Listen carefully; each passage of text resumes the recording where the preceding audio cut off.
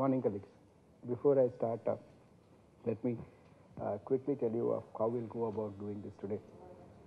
We'll start with estimating the cost of project.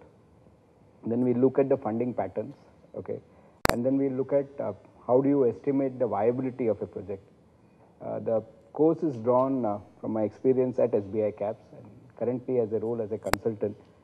Plus, I have been taking the subjects for SPJ in Dubai, Dubai and Singapore campuses. So my structure, the way I have planned it, sir, ma'am, is very simple. Three things that I would like to interact and share. One is how do you estimate cost of project? Second is how do you finance it? What are the current trends? We can look at both Indian and international. And looking at viability. So we will definitely be talking about some methods such as net present value, internal rate of return, etc. This is from my side. It'll be a pleasure to customize anything in the limited time, obviously, right? To customize anything beyond this. So what I would like to do in the next 10 minutes is get introduced to each one of you all personally. When you introduce yourself, I need three things. One is your name, obviously, which anyway I would know now. Second, your background. Third, any expectations. Can I start with you, sir? Right? Yeah. Hi, my name is Pranav. I work with Deloitte, the merger and acquisition tax team. We look after the fund structuring and the transaction structuring, wherein we also fit in the repatriation mechanism in a model, wherein we do calculate the NPVs, the IRR. So at the end of this seminar, my expectation would be to at least have a grip over the subject so that I may be able to calculate it effectively and in the right time. Fine. Myself, Arun. Yeah. Right now, I'm basically working with automotive Pune. My basically requirement is like how to calculate the project cost. Total project cost. Sure, sure, Mr. Yes, sir. Krishna Kumar Bhagat, I'm basically in Fiducia Automotive, is my colleague, and I'm taking care of the head of finance and accounts over there, and just expecting that I should understand the subject completely forward. I do have the knowledge, but of course, this will add to my knowledge. Fine. Thanks. I'm Shailesh Gavde, I'm representing Gavde Finance Private Limited. We are into short-term financing and project finance advisors, and I'm here to understand the subject better to clarify some of my doubts. Fine. Good morning, sir. I am Mayan. I am from Godrej and Boys.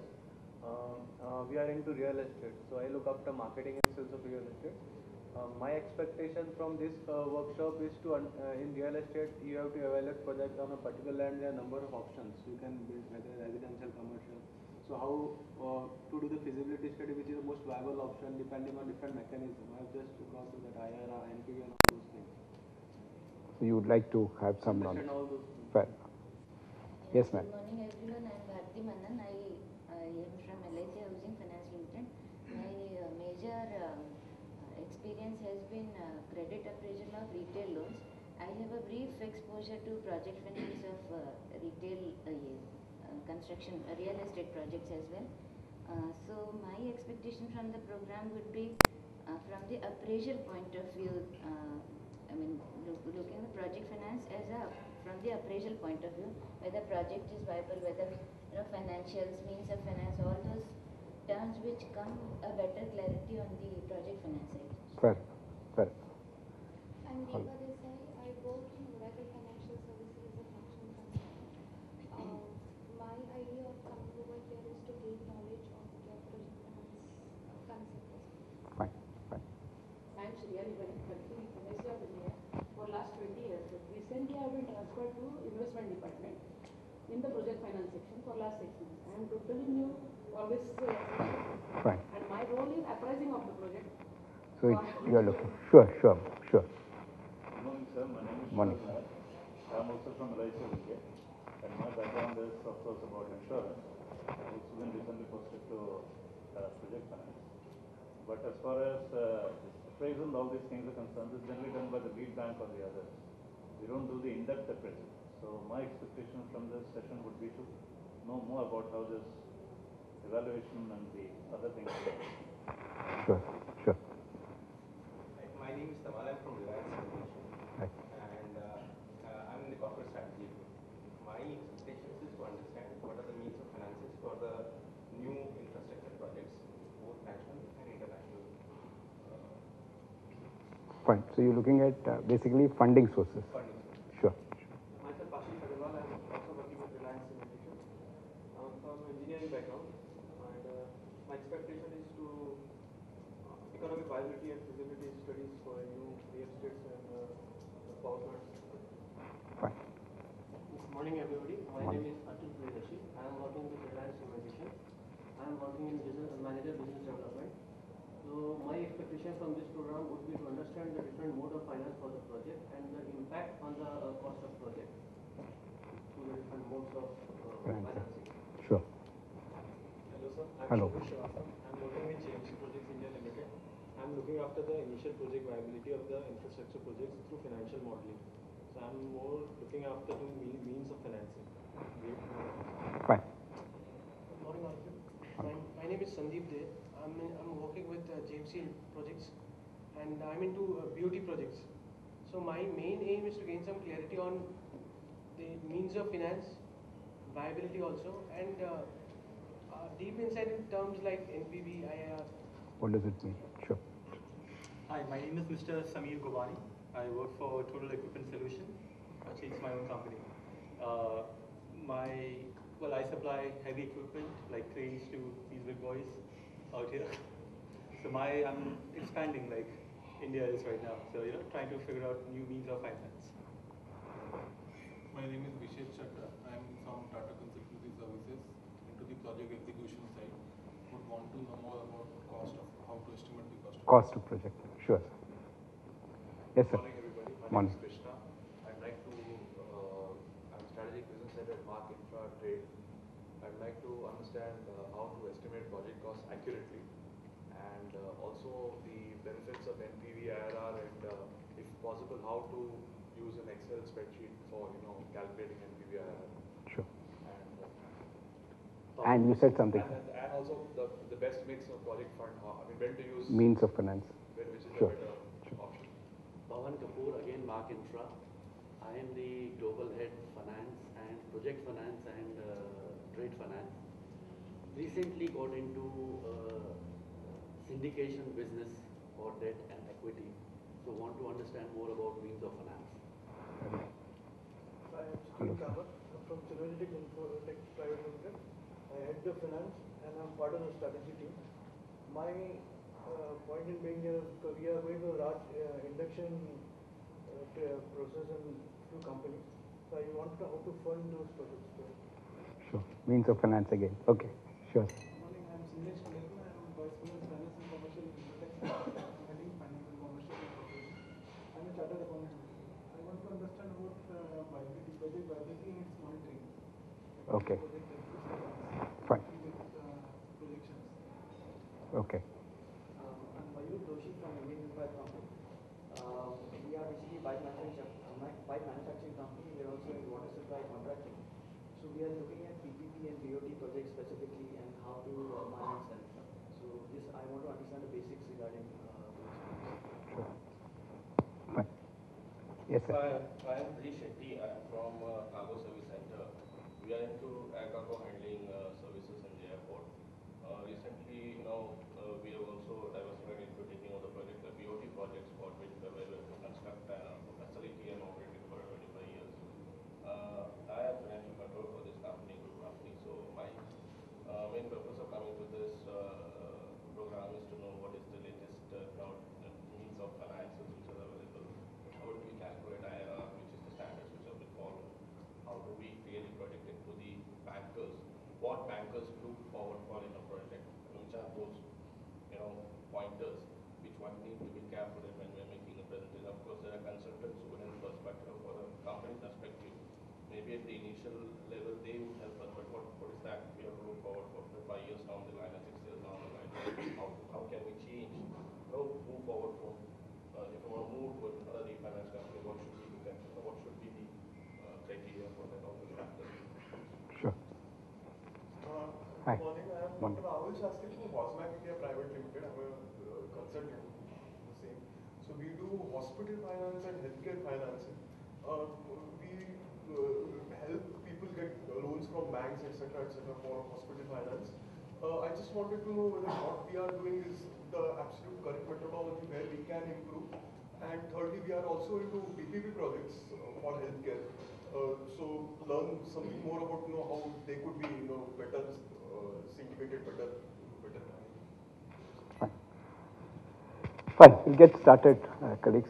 Before I start, just small correction with what Princeton said. Right, I'm already completed my PhD in the area of mergers and acquisitions. Right, that's number one. Right, and number two, I still call myself as a student of finance. That's why I really like the way some of you all introduce yourself. Right? I like absolute humility, which came across when some of my dear colleagues were introducing themselves. I'll be covering this. I have noted some customizations. It will be my pleasure to be of any assistance. Okay, beyond, obviously this is a one-day workshop. I cannot cover T to T, right? I take this course over, sir, 72 hours. Okay, 12 sessions of 6 hours each. But I still would love to be of any help, any assistance, not on professional basis. I am very clear on that. Even on a personal basis. Yeah, obviously I would not expect you to call on my time beyond a particular limit. My email ID, I'd like to start off straight by giving you my email ID. I'll put it right here. This is a very nice diversified group. So I'm sure there'll be some colleagues who would like to have some specific requests, right? Please feel free to write to me. Some of you are looking at hitting the basics. As a small contribution to my own profession, right? I have started a small website which is absolutely free. www.simplifiedfinance.net. So if you're looking for the base, and if you're looking for a direct intermediate level, you will find some articles. And dear friends, please note there is a video section in our website. I should put it the other way, in our website, where you can log on and go through it. SP Jain has been very kind to allow me to upload the lectures that I've been taking, because I don't really train much nowadays. It's more of consulting, as right. Mr. Gavde would agree with me. Consulting keeps you busy, very, very busy. So now I've almost reduced training, right? I've put all my lectures there whenever, and this is for my esteemed colleagues who are entering this very nice field of project finance. Feel free, absolutely, at your leisure, please log on. You can go through the lectures point by point. I have explained what is BOT, I have explained what is PPP, right? Today's agenda starts with cost of project. And let me start off by saying, whenever we say cost of project, there are some very standard, whenever we say cost of project, there are very standard headings which come into play. Very, very simple standard headings which come into play. Please note, Mr. Arun, whether it is a manufacturing company, shall I, sir? Whether it is a service company, the headings remain the same. So I'm going to start with the headings. If, Mr. Krishnan, not applicable to you, doctor, not applicable to you, please put a dash. But I'm going to give you the standard headings, okay? So the first standard heading which comes into estimating cost of project, right? Any project, whether it's infrastructure, a dear friend is from the hospital services, some of you are from automotive industry, this first standard thing that comes in is land. So I'll give you the format, then we will discuss about how do we go about estimating it. So first thing will be land, second will be buildings, third will be plant and machinery, fourth will be furniture and fixtures. Dear friends, 4 standard, right? Ma'am, you can get it bigger. Buildings, plant and machinery, furniture and fixtures. You can make your own notes at your comfort. All this is there on the website. It is absolutely free, right? You can make your own notes, and I have requested that they should give a small text on project finance, not written by me, My literature is all there free of cost. It's there on the website. Just log on and you'll get it. Please note land, building, plant and machinery, furniture and fixtures. Before we go to headings number 5, 6, 7, 8, how do you estimate cost of land? How do you really estimate cost of land? What goes into it? When you're preparing a feasibility report, when you're doing, allow me to use a jargon with your permission, ma'am, we'll call it as due diligence. When you do a due diligence, right, some of you all want me to hit the jargons. Due diligence means nothing but what my dear friends were saying, checking out the feasibility, viability of a project. So how do you estimate cost of land and what goes into an appraisal there? What are the factors which decides, right? Who is, doctor? Yeah, let's start with, I'll come to you, Mr. Pranav, in a minute. Market price of land? You will look at market price of land, okay, very good. So you look at market price of land. Before we get there, doctor, can we also, since some of my esteemed colleagues were very keen that we talk about the feasibility study, let's talk about that first. Talk about factors that goes into land selection, and then we will talk about land cost estimation. What would be the factors? Mr. Pranav was saying something, yes sir. We're back to cost again. Okay, no, nothing wrong, nothing wrong. So I'll just write it down here, market value, stamp duty value. Agreed, sir. I would be the last one to cut across any practitioner, but before I even get into valuation, I need some factors for location. Marketability, ma'am says. How strategic a particular land is located, connectivity. Connectivity, thanks. Thanks, man. Right, infrastructural requirements is what he says. Connectivity, okay, absolutely. Infrastructurally, how good it is. Connectivity is as good as it gets. Thank you. Pardon, sir? Okay. Are you in a, right, that's a good one, right? Honestly, I've not been looking into this part, but that's a good point, right? Is it a disaster prone area? Okay, disaster prone area, okay. I'll take 2 more opinions. Yes, sir. Shobit, sir. whether it's a forest land or Agriculture, non-agriculture. So, land use, okay. Land use, that's a good one. Environmental clearances, right. Thanks to Mr. Jairam, nowadays at least we are discussing these things. Earlier this was not being discussed. Okay. Environmental clearances, okay. Okay, it's part of this.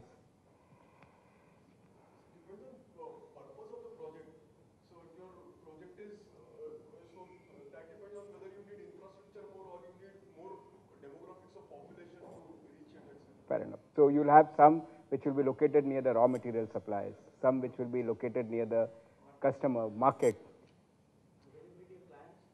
Yeah, fair enough, sir. Fair enough. Yes. Security.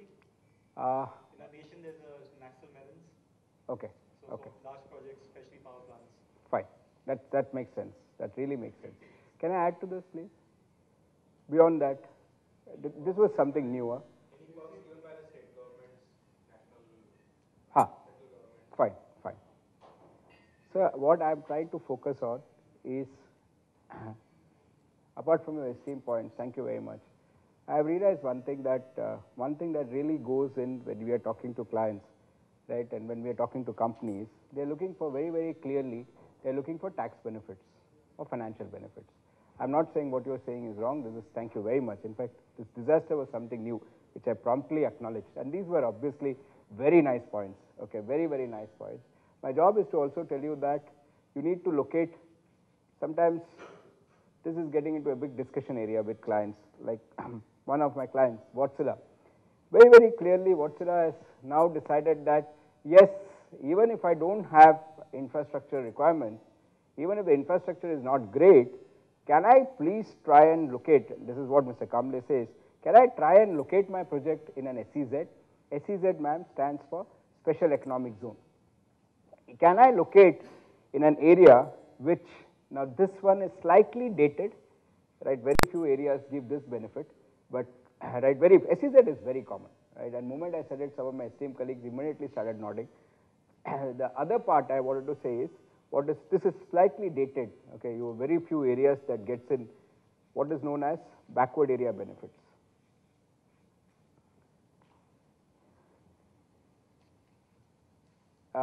Baddi is almost through, it's almost over now. Uttaranchal also it is there, but it's almost phased out now. Almost, but it's still there. I'm not saying it is not there, it is still there. But please understand the area adjoining, especially the consultants who are looking for some value add, pleasure sharing this, sir. The area adjoining Jammu and Kashmir, especially Jammu region, we find that there are certain regions, right, where the government has now promoting it as backward area benefits. Now, when you say backward area benefits, not an SEZ, please note, Mr. Pradap, right, not an SEZ. SEZ is slightly, I don't need to explain to my dear friend, for the others, SEZ is slightly bigger, right. So, are we looking at something where we don't have a size which is equal to an SEZ? Do you want tax benefits? Do you want financial benefits? The answer is yes, you could call it as backward area. That region in and around Jammu and Kashmir, right, Jammu especially, I leave it to you all to take the research forward, right, don't mind sharing my consulting experience, right, it's known as a deemed backward area. Infrastructure, connectivity, great start, disaster, beautiful point. As a consultant, my humble request, and I think I'm giving back something to my profession, my esteemed company sitting out here, please note, and obviously, and the consultants sitting out here, we have a social responsibility to our clients. Please note, the benefit here is tax holidays. It's a clear tax holiday. It is not a tax deferral. A tax holiday basically means, right, for those who are looking at the basics, right, I hope I'm carrying everybody along. Please note, a tax holiday basically means no taxes at all. You don't pay any taxes, right, for, somebody was like quick, right, ever, for a period of, India, it's not Dubai, right, for a period of 5 years. Right, this deemed backward area is 5 years. Backward area benefits is typically, right, 5 out of a block of 10 years. SEZ, I'm sure most of you all know, it's 10-year tax holidays out of a block of 15 years. Please note, it is, one sec, Mr. Pawan, always a pleasure. Please note, we are talking of tax holidays. The second thing that can be done is, right, the second thing that can be done is, so one sec, always a pleasure, is tax deferral.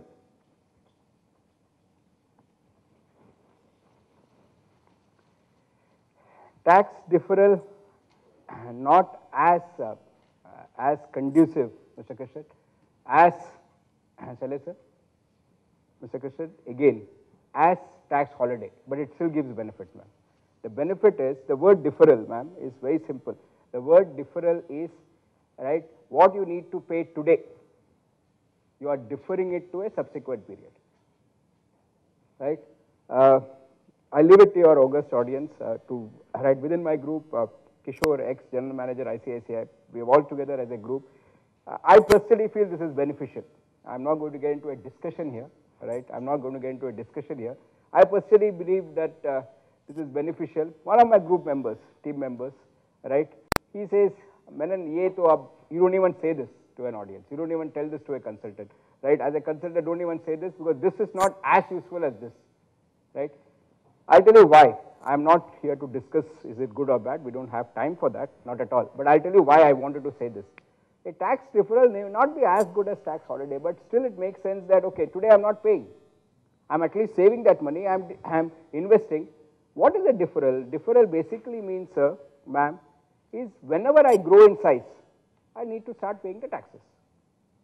So I personally believe, right, and say personal belief that the government is doing something to promote industries. And wherever it can't give a tax holiday, it is giving a tax deferral. And the third thing that I would like to say in land is, sometimes in certain states, I heard that, this came from a dear friend, right, the state, right, sorry, I can't recollect who, but one among us here talked about state and central government, you can get subsidies. You can get subsidies. So if you are located in particular states, like Orissa government today gives pretty good subsidies, right. Among all the states, 2 states, I'm not saying others are bad, 2 states where I believe there's a lot of subsidy going around is where I felt, right, is Orissa, right. And the second one where I felt subsidy treatment was pretty good was Punjab. right? A subsidy could be either a lump sum payment or a percentage of your capital expenditure investment, right? So what the government would say, let me give you a very simple example. The government would say 2 crores or 3% of your plant and machinery. So as simple as that, right? Whichever is lower, right? Fact of the matter is there is a problem with subsidy. And this is a practical session. There is a problem with subsidy. The problem with subsidy is, my humble request is, there is a problem with subsidy. What is the problem with subsidy, Ashish sir? The problem with subsidy, Mr. Shobhit, is the government releases that funds, doc, only after you start commercial production. So somebody like Mr. Pawan, right, Mr. Gowde here would immediately say, I would need this money, Mr. Arun. The government is giving the money and I have accounted it as a means of finance. But suddenly I find the government is saying, okay, so to construct a building, I'm thinking that, okay, government's money is going to come in. Government is now saying that you finish the building and then I'll give you the money. So can I have a small response? Okay, how do you solve this timing difference? And before 2 things, I am incompetent to discuss 2 things. I'll be very honest, right? Politics and religion. So I will not like to take questions on that because I'm incompetent. Let me put it the other way around. I'm incompetent to even answer a question on religion or politics. But without getting into a political side of it, and I'm not defending the government, government's logic is, why government is doing it is, without even debating it, is because people have taken subsidies, sir, right? And thank you, right? Thank you for your smile. And they have taken subsidies and then allotted plots, and that's the end of it. There's been no commercial production start. So here is a condition. You want the money, ma'am, you'll get it. I need you to start commercial production. So that is the intent. How is it being implemented? I cannot discuss. I'm incompetent. And we are working professionals, so we know that. So how do you solve this problem with, Pawan sir, how do you solve this? Thank you, sir. Perfect. That's exactly why I came to you. I was sure you will promptly give it. That's it.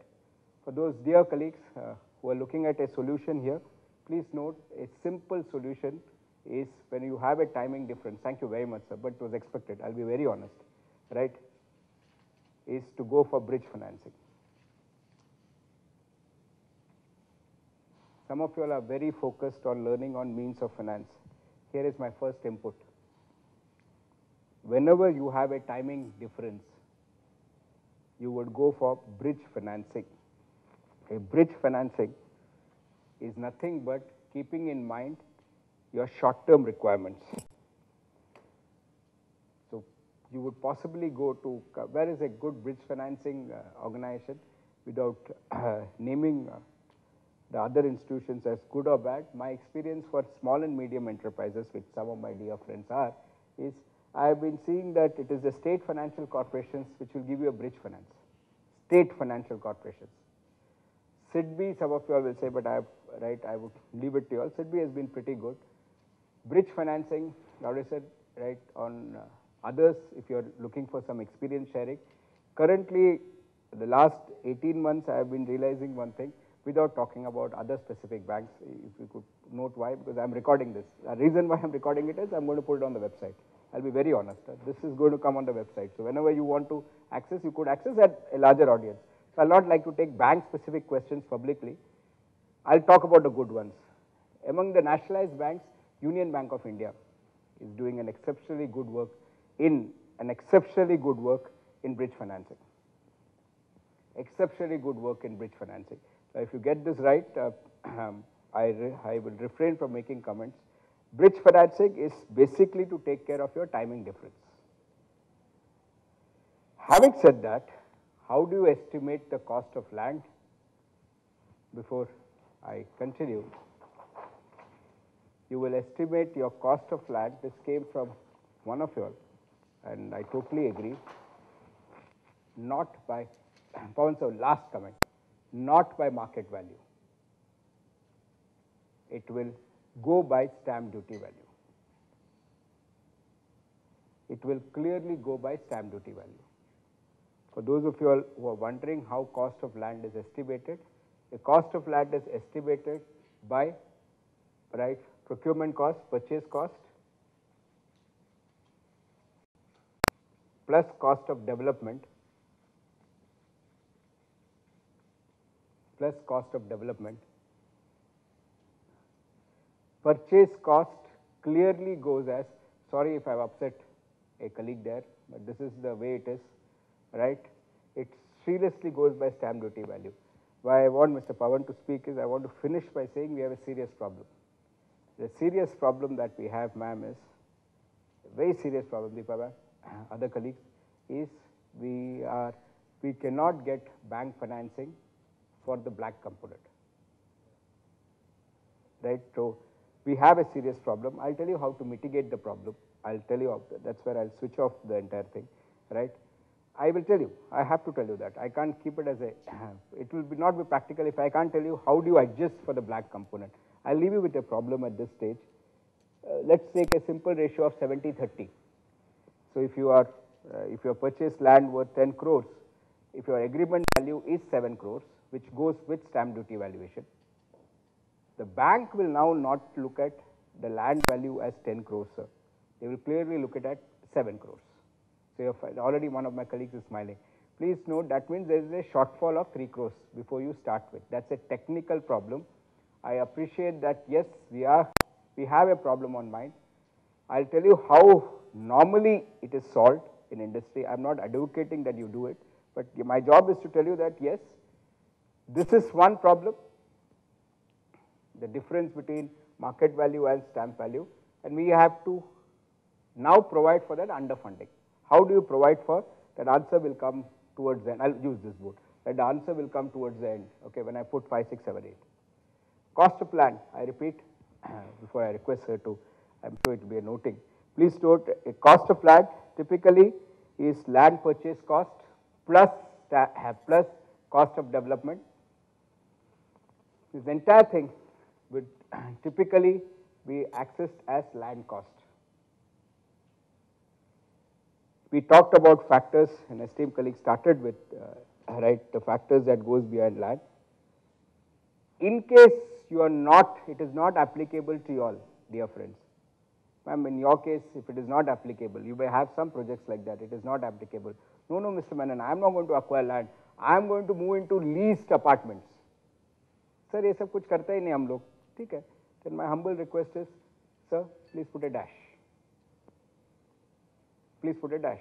It's not applicable, but this is a standard format, right? You're setting up a hospital, you say, I'm not going to build, like Zuzer does, I'm not going to build a hospital. I'm going to move into a leased. Fair enough. Put a dash here. Before I go to buildings, right? Sir wanted to say something. Sir, please. Tax holidays. Yes, sir.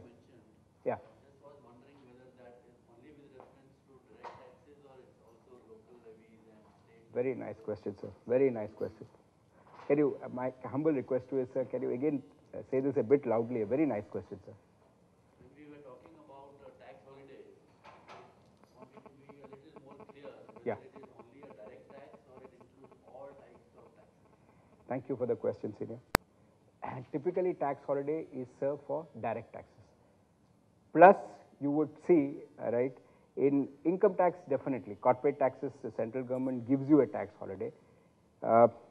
If your specific question is for backward area ends with only corporate tax holidays. But if you are looking at SEZs, senior, SEZs will give you benefit on both counts. And that's the reason why today SEZ is a much sought out after. Problem, Pawan sir, is easy for me to stand here and say SEZ. There are some there are some minimum requirements. So if you are looking at, you are big enough, and I don't know your sizes, you're big enough, go for SEZ, you get both benefits. Corporate taxes, excise, everything, direct, indirect. If you're not that size, then my request is, you will have to stay put with corporate tax benefits. So you won't pay MAT also? Now this is a very nice question. Direct tax code is proposed, I'm sorry to upset anybody here. Direct tax code is proposing MAT, first thing, MAT stands for minimum alternate tax, okay, for those who are learning it from the base, right? Minimum alternate tax. I know I have a mixed crowd here, and I will make an earnest attempt to take everybody along. Minimum alternate tax, okay? Now comes the question from Doc, right? Matt, sorry to disappoint you. DTC, Direct Tax Code, has proposed that even if you are in SEZ areas, MAT will be applicable.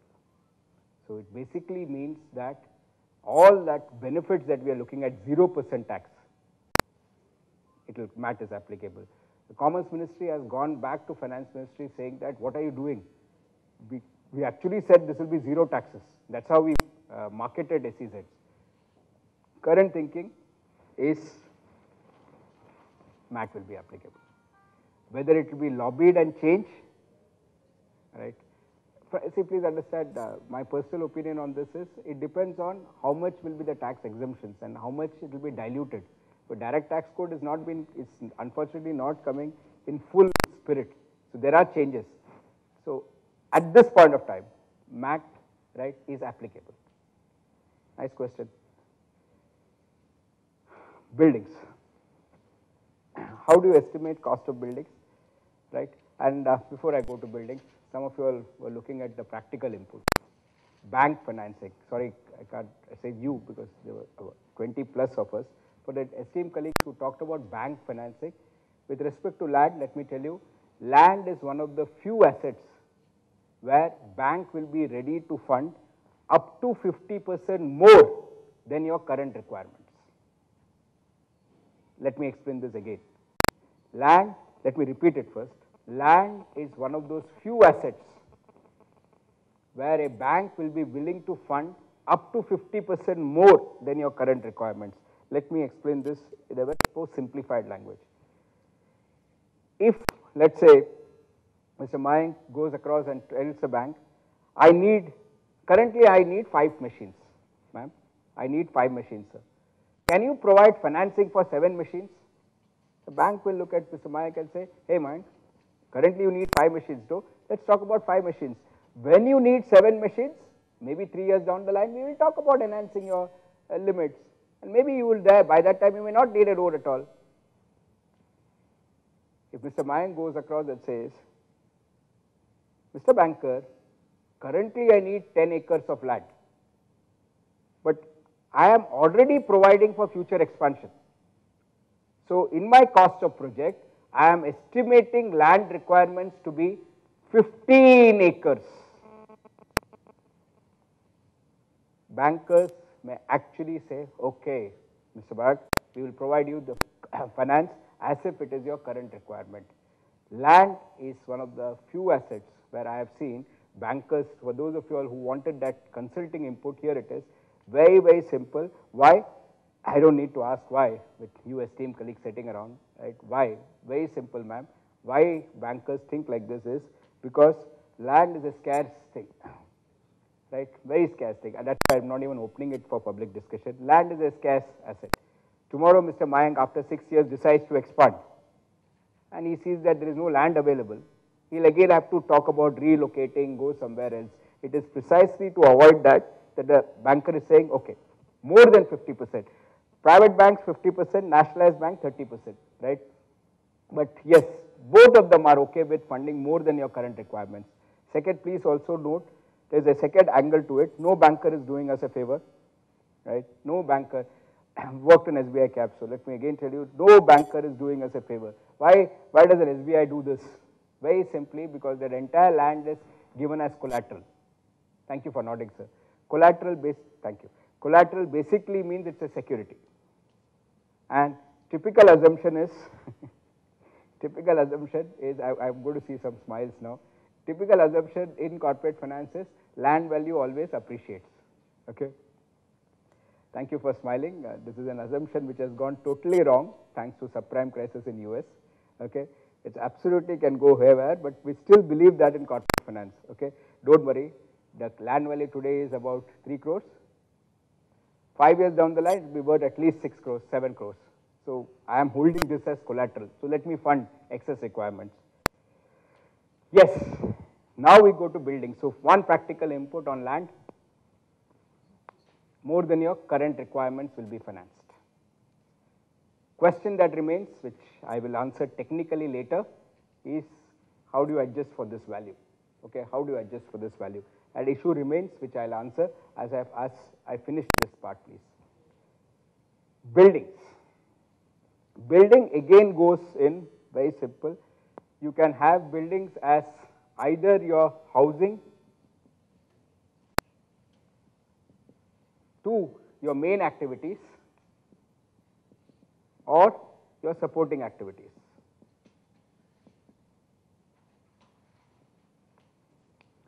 How do you estimate cost of building? Samir, very simple, dear friend. The cost of building, and I'm looking at you because you are the entrepreneur in my group, one of the entrepreneurs in my group. Building has to be certified by a structural engineer, a civil engineer, who will come and give you an estimate. That estimate, I'm repeating this word estimate, you will understand why a bit later. That estimate is given to the bank, saying, okay, this is the structural engineer, right, and he has said that this building, which will be a housing building, right, will be, I need so much of square feet, per square feet construction is so much, so the estimated cost of buildings is so and so, whatever, right. And so if you say, right, you know the area, you know the rate per square area, square feet, square meter, whatever is your multiply, you get your number. Two practical things that I want to tell you in buildings. Two practical things I want to tell you in buildings, if you are dealing with banks. Samir, I'm looking at you. Whenever you design a building, dear friend, please note, and this goes for all the others also, right, even Deloitte can pass it on to others, please design your building, at least a part of your building, in such a way that it forms a part of your main plant and machinery. Don't show a building as a simple housing structure. As far as possible, thank you for nodding, as far as possible, you can't do the entire building, no, that you can't do. At least a part of that building, sir, ma'am, please show it as a part of plant and machinery. Why should you show it as a part of plant and machinery, right? Respected senior is looking at me. Please note, why should you show it as a part of plant and machinery? We have done it and we do it regularly, and I'll explain why. Brilliant, Samir, thank you. So that you get higher, I have connected, thank you. You get higher depreciation benefit. As simple as that. Please note, make modifications. It can't be, you can't do it just like that, make modifications. Maybe you show your production process in such a way that you will say, I need specific storage, thank you for nodding, I need specific storage requirements. So I made temperature control arrangements. So sir, this is not a normal building, ma'am. Here I have made structural modifications, and by the way, this building is a part of plant and machinery. Without naming the client, okay, I don't mind naming the client. Dear friend, okay, please keep it to yourself. FEI Cargo is a client of us. SME, very nice gentleman, very, very nice gentleman. SME, small and medium enterprises, right? We got into suggesting, these are some of the things that we like to do, okay, because say Wärtsilä will, in Electrotherm, they will get many consultants, including Anil Menon, right? But at FEI Cargo, which is an SME, right, may not get that proper advice. What did we tell Mr. Nair? A very simple suggestion that we offered to Mr. Nair is, sir, as some of my esteemed colleagues are, you are in the logistics business. If you are having a warehouse, a simple structural modification can help you move from a depreciation rate of 10% to a depreciation rate of minimum 30%. For the colleagues who are looking at the base, right, I have connected to the colleagues who know what is depreciation. For the others who are looking at depreciation, I'll invest 2 to 3 minutes. It won't take time, ma'am, don't worry, right? Please note, we are talking about depreciation for the simple reason, if you ask a colleague like my friend here, Mr. Pranav, or sir there, Mr. Pawan, they will say depreciation is a tax shield.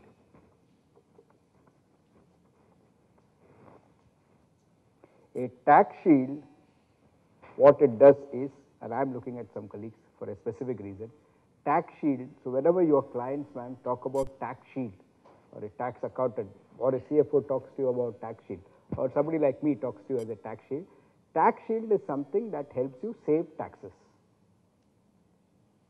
So when Mr. Pranav is talking like that, what he is saying is, Mr. Menon, depreciation is going to help you save taxes. And that's why that colleague, Mr. Samir, immediately latched onto it and said, buildings go, you try and show it as plant and machinery so that you can claim higher depreciation. Thank you. Right? So this is for you as well, Sharad sir. Please note the second practical input.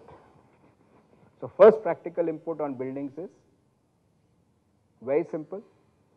As far as possible, design your structure in such a way that building is not only housing, it's a part of your plant and machinery. And please note, this is an accepted industry practice. I have started consulting like this because I have seen some Supreme Court judgments. This has been done in our country for the past 7-8 years, right? Income tax, for income tax now, this has become a regular practice. So don't think you're doing something innovative. I'm again and again saying this. You are doing what is industry practice. People who are aware are doing it. People who are not aware are losing this tax shield. Second thing about buildings is, Shobit sir, please note, please leave your buildings as an estimate when you go to the bankers. Don't firm up costs. Do not firm up costs. You're looking at me, you'll know the answer why. I like to switch off and then give you the answer why. Leave your building as an estimated cost. What we technically call as NFC.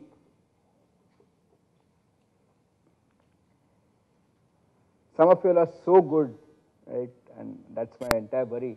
You are so good that you firm up all the costs and go to the bank. You're hurting yourself. You're hurting yourself. Work on quotations. Please work on quotations. Some of you are still looking at me. One of you have started smiling. You have understood this. Those who have not got it, I'll explain it. Okay? But my humble request, and some of you all wanted to know, and this is experience sharing. Firming up costs is very, very good. Textbook. Theory says firm up everything and then go to the banker. A consultant will say keep it as NFC. NFC stands for non-firm costs. Why? Again, I'm leaving that issue unresolved. Please note, answer for the first unresolved query and the second is also the same. First query pending is difference. How do you fund the C component? Okay. The second reason that we are looking at is I'm saying leave buildings as NFC. There is a link between these two. I'll establish a link a bit later. Having said that, plant and machinery. So I'm going to take up plant and machinery. But before I go to plant and machinery, let me ask a colleague, Mr. Ashish, what is the difference, dear friend, young friend, between plant and machinery and furniture and fixtures? Take your time. The idea was to interact. Please take your time. The other colleague, I'm sure he'll knock it off. Right? I'm sorry, the name has not. Yes, Mr. Tawar. Plant and machinery which could be used for the production purposes. Furniture and fixtures, sir? Furniture and fixtures are the accessories. Support. Thank you. Thank you. Thank you. Ashish? Thank you, sir. Thank you. Plant and machinery is directly used in the production processes. Furniture and fixtures is supporting equipment. Now, I said that, but that's something we expect. This is always a mixed audience. There's no problem on that. That's why that extra 2 minutes for some of you all. My humble request is to all of you all now. So that was something which was a very nice way of putting it. Plant and machinery is used in the direct production process. Furniture and fixture is supporting. My humble request to all of you all. Do not classify any single asset as furniture and fixtures or plant and machinery. I think this is totally vague, and I've seen in some seminars colleagues saying vehicles is furniture and fixtures. Okay, I agree. Vehicle would be okay for LIC, right? Possibly vehicle is a supporting venture. What? A vehicle for a DLF is supporting furniture and fixture. What if it is a logistics company? Thank you for smiling, sir. What if it is a transportation company? Then the immediate heading changes. And that's where I want to again acknowledge two of my esteemed colleagues. They answered this without giving a heading. That's where I'm obliged to them. Plant-based machinery directly used in the production process. It could be anything. That depends on your process. There's a colleague here, and I looked at it and I told a dear friend, Mr. Vikas is a close friend who owns Princeton. I said, lovely here, we have got somebody who is not from the business administration field who is coming into learning project finance. It's good. If you look at his process, he would have something extraordinarily different coming in as plant-based machinery. So my humble request is, if you are saying plant-based machinery directly in your line of business, that leads me to ask a very simple question. When you are saying your line of business, how do you define, okay, and then we will get into a discussion on plant-based machinery, right? But how do you define your line of business? Okay, so it depends on your line of business. Where is the definition of line of, shall I say, where is the definition of line of business coming in? So I do not know these colleagues from Reliance Cementation. So I want to know what is their line of business. One way is to talk to Mr. Manufacturing. Okay, thank you, sir. Okay, it is manufacturing. But how do you find it out? Pranav, sir?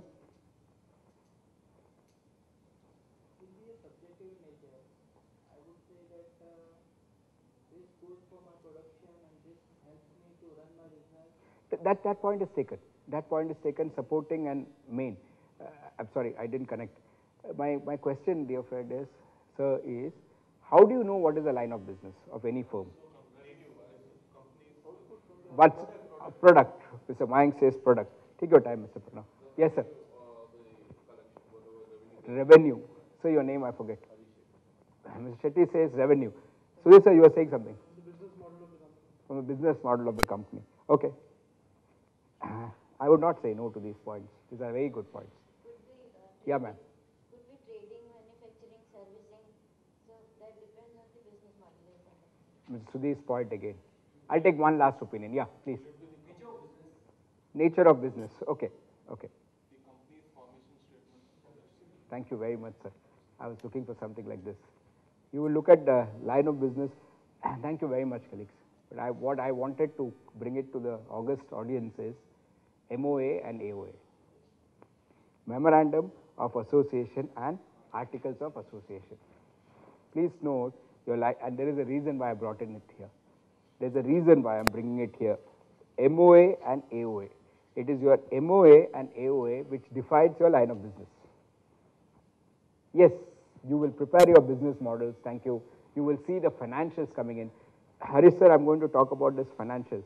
Now can I humbly request all of you all, and this is because there is a colleague from Godrej and Boyce, they have done something very strategically, and I'm going to tell you something which I would possibly advise you all to do it. Anything that is defined in your memorandum and articles of association, that business, sir, Mr. Arun, Mr. Pranav, will be classified, ma'am, as your core business. If it is not classified as core businesses, then it will be classified as other businesses. It is known as other income. The money that you get is other income. My humble request to you all is, and this is to specifically addressing the consultants, right? This is addressing the entrepreneurs in my group. You could, for the others, Sharad sir, this is a learning thing. You can just stay back for 2 minutes, learn what is happening. For the colleagues who are dealing with banks, for the colleagues who are dealing with listed companies, my advice to you all is keep as broad as possible your MOA and AOA. If you keep your MOA and AOA as broad as possible, so you will possibly say, I am in the manufacture of ferroalloys, along with that I am in the transportation of ferroalloys, I am also in the trading of ferroalloys. What makes it very interesting? Why am I saying it? It's crossing your mind, no? I'll explain. Ashish, Mr. Ashish, I'll explain. Why am I saying it is, if it is not defined in your MOA and AOA, and I don't have an equity research analyst, but when we did this, the same program in Delhi, again thanks to Princeton, there was a colleague from ICICI Securities who was sitting out there. Please note, tomorrow when you declare your results,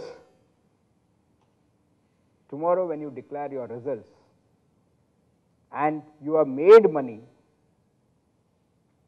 from some activities which is not your core activities, what the banker will do What an equity research analyst will do, anybody, what he would do is, he would classify it as other income.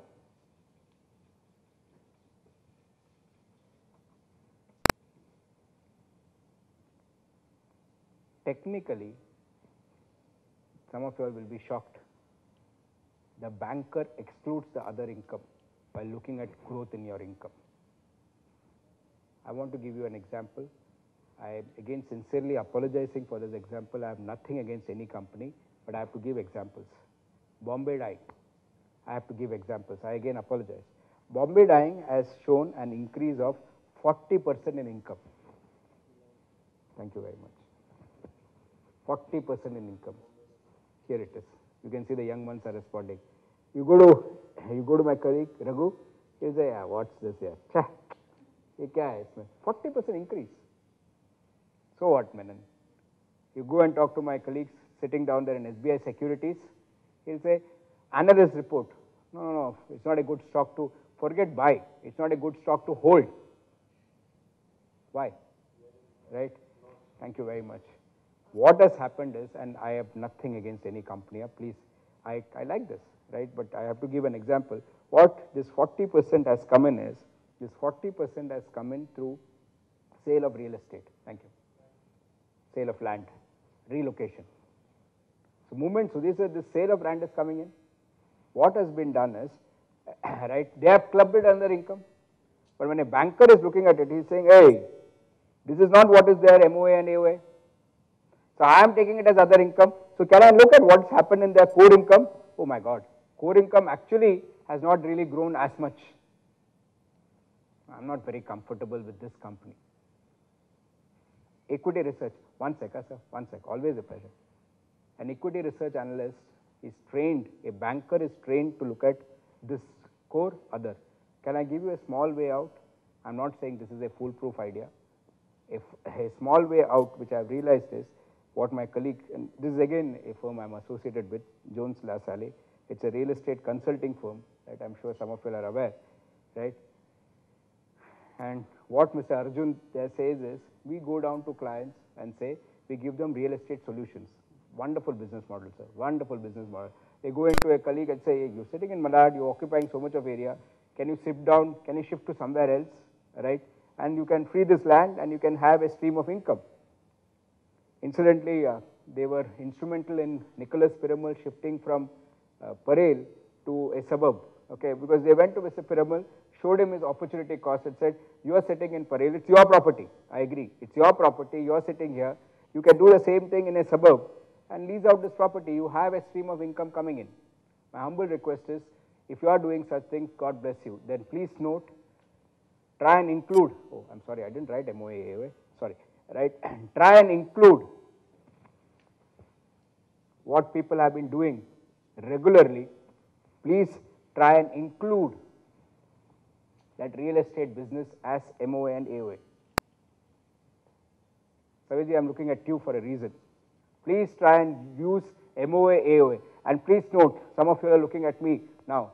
There is no definition in any RBI Act, I'm raising my voice to convey, which says core income should be recurring in nature.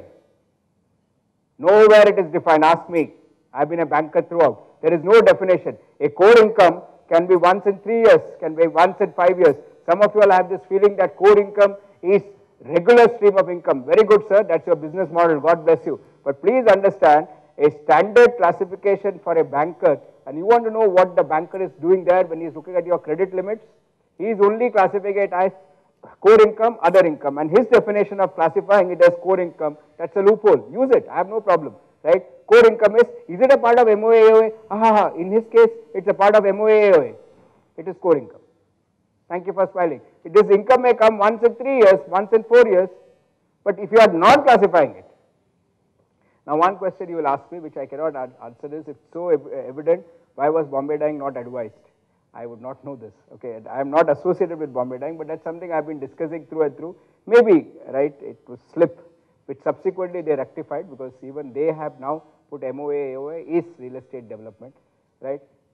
Can I, with your permission, right? Most of these companies have done it. Please talk to a colleague from Godrej, Mr. Mahendran, when he starts You want to say something? 1 second, 1 second. Always a pleasure, 2 minutes. I'll tell you why I'm not taking it. It will break my flow. They're all concentrating. Now. After that, I'll wait and say 2 minutes. And then I'll give it to you all. Right? Thank you for the enthusiasm. Sorry about that. Please note, first thing that Mr. Mahindran has done is very quickly classified your MOA and AOA.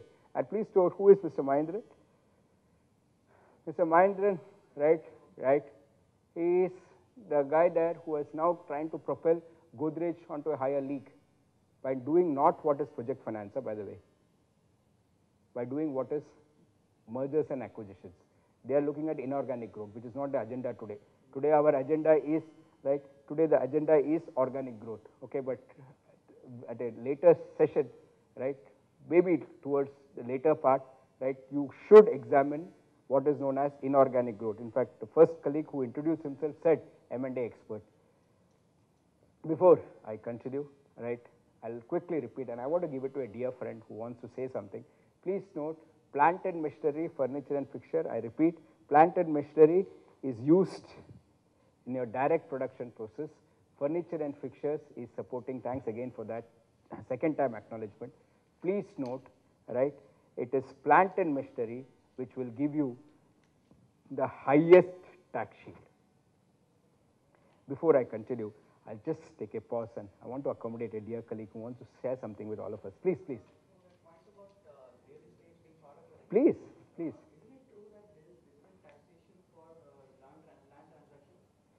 You got a question for me? Huh?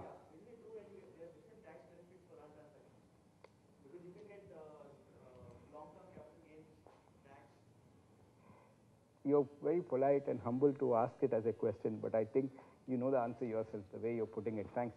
I'll still take it as a question. Yeah, land transactions, typically you will have capital gains tax. So for those of you who are wondering, right, thanks. For those who are wondering what is capital gains tax, it is if you are buying and selling of assets,